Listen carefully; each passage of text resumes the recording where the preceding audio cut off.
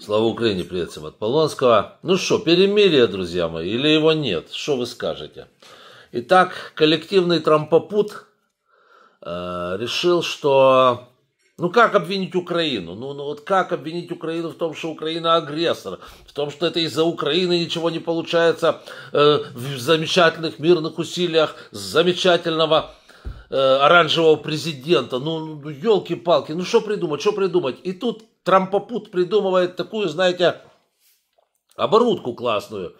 А давайте-ка Путин вот прямо из Кремля, встав с чемоданчика, объявит перемирие на день рождения Гитлера. Ну, они его тут приурочили к Пасхе, я смотрю. Ну, понятное дело, что у Путина в голове совершенно другое. Он говорит о Пасхе, и ходит с гундяем, молится на фуражку Гитлера, да, и на китель, и там балдеют от него, да, писают кипятком прямо в этом вот храме сатаны в черном, да, под Москвой.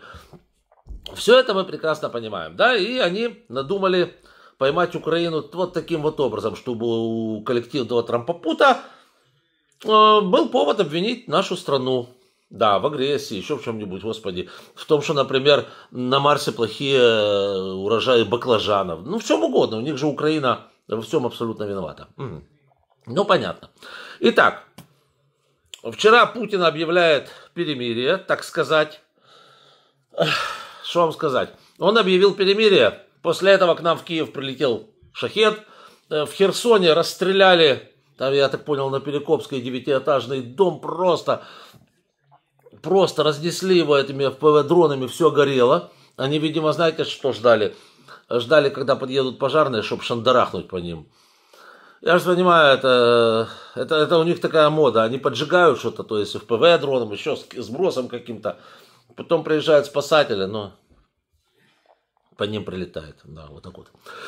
Да, так что вот такие вот дела. Ну... Объявили они, значит, это перемирие. Что вам сказать? Ну, скажем так, интенсивность боевых действий действительно понизилась. Что касается Донецкой области, вот Харьковской области частично понизилась. Ну, везде, собственно говоря, на всех фронтах понизилась. Но, скажете, хорошо это или плохо? Ну, с одной стороны, конечно, всегда хорошо, когда... понижается интенсивность боевых действий. С другой стороны, надо же понимать, что они сейчас делают. Воспользовавшись тем, что не летают наши дроны, они массово подтягивают к линии фронта подкрепление с тем, чтобы как только закончится трампопутское перемирие, вперед в атаку. Да? Это все понятно. Их же не домбят сейчас. Ну и они, собственно говоря, подтягивают все, что можно подтянуть к линии фронта. Что делают наши? Чтобы не быть обвиненными коллективным трампопутом в срыве перемирия, Зеленский говорит, хорошо, перемирие, значит перемирие, окей. Только не на 30 часов, а на 30 дней. Давайте и дальше будем. Что там Трамп хотел? Перемирие большое, да, совсем не на 30 часов. Но он вообще хотел постоянное перемирие. Окей, мы ж только за. Мы, значит, берем и... продолжаем это перемирие и после 21 числа. Мы готовы. Все, у нас перемирие. Без боевых действий. То есть Украина отлично, кстати, ответила коллективному трампопуту. Окей.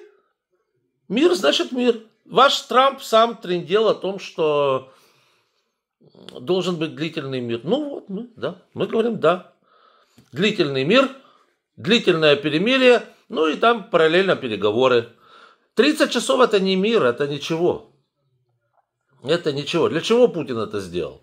Ну, чтобы у Трампа, я же говорю, чтобы просто у Трампа 30 часов, что это? Это просто, чтобы у Трампа появилась потом возможность обвинить Украину в очередной раз во всем, я же говорю, что она виновата вообще во всем на свете. Ну, это все. Ну, а Зеленский очень красиво ответил. Говорит, ну да, ну давайте, хорошо. Только не 30 часов. Она всегда. И вот тут мы и посмотрим, что получится.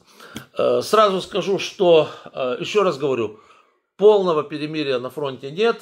Все равно стреляют, были попытки штурмов. И пехота ехала вперед, и на мотоциклах эти жужики летели вперед. То есть, ну просто меньше, да, меньше. Артобстрелы, более 400 артобстрелов было. То есть, Ну да, относительно, скажем так, дня до того, когда боевых действий было на порядок больше, то это вроде меньше. Вот. Но опять-таки, вы же понимаете, о перемирии настоящем в данном случае речь не идет, потому что рашисты продолжают стрелять. Вот, собственно говоря, и все. Что еще интересно? Значит, смотрите, в Штатах вчера опять возобновились митинги американцев против Трампа, трампистов. Большие митинги, уже я фото-видеоматериалы прицепил на нашем телеграм-канале. Ссылки, как обычно, внизу в описании к данному ролику можете посмотреть, кому интересно. Действительно, большая демонстрация американцев против вот этой кампании. К чему они приведут? Они требуют импичмента, но к чему они приведут, мы пока не знаем. Мы просто констатируем, что в Америке далеко не все согласны с тем, что делает вот их, скажем так, их подчиненный Путина, да, или их большой любитель Путина, да, американский большой любитель Путина. Вот. Понятно, что выходят они в основном не из-за Украины, а из-за своих проблем. Там у них 1001, не будем их сейчас разбирать. Но, тем не менее, надо сказать, что сопротивление вот этому режиму растет. Дальше. Тут многие говорят, и не только многие говорят, но так это и есть, что если Венгрия заблокирует продление санкций, разморозит российские деньги, то что будет? И тут вот интересно выступил министр иностранных дел Эстонии и сказал, что будет очень интересный момент тогда.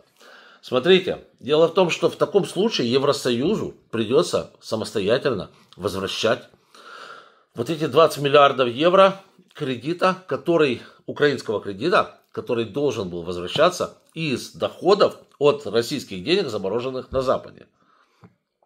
Скажем так, для Запада 20 миллиардов евро это вообще не сумма.